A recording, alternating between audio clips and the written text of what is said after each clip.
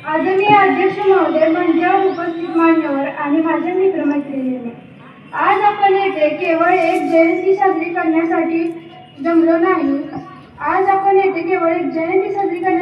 नाही. तर युगपुरुषाच्या विचारांना उजाळा देण्यासाठी जमलो आहोत. या महापुरुषाने संपूर्ण जगाला भारताची ओळख करून दिली. ज्या शब्दांनी तरुणांच्या रक्तात चैतन्य संचारलं, अशा युगप्रवर्तक स्वामी विवेकानंदांना माझा मानाचा वंदन प्रणाम. स्वामी विवेकानंद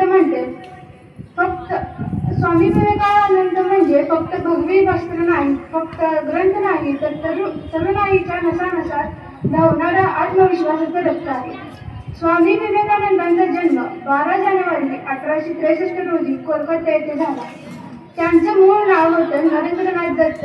लहानपणापासूनच नरेंद्रनाथ अत्यंत बुद्धिमान, चिकित्सक वृत्तीचे आणि निर्भय स्वभावाचे होते.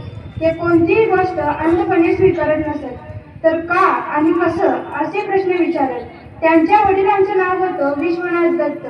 ते एक प्रसिद्ध वकील होते आणि विचाराने प्रगतशील, तर्कशुद्ध आणि सामाजिक सुधारणावर विश्वास ठेवणारे होते.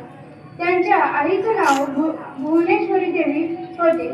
त्या धार्मिक, संस्कारशील आणि दृढ इच्छाशक्तीच्या होत्या. वडिलांकडून तर्कशक्ती आणि आईकडून श्रद्धा या दोन्हीचा सुंदर संगम स्वामी विवेकानंदांच्या व्यक्तिमत्वात दिसतो. 1893 साली शिकागोच्या धर्म परिषदेत brothers and sisters of America हे 2 शब्द उच्चारतात संपूर्ण सभागृह उभं राहून टाळ्या वाजवत होतं. कारण ते एक शब्द नव्हते, ती होती भारतीय संस्कृतीची गर्जना. स्वामी विवेकानंदांनी जगाला सांगितलं, धर्म म्हणजे अंधश्रद्धा नाही, शक्ती म्हणजे अहंकार नाही आणि अध्यात्म म्हणजे पळपुटेपणा नाही.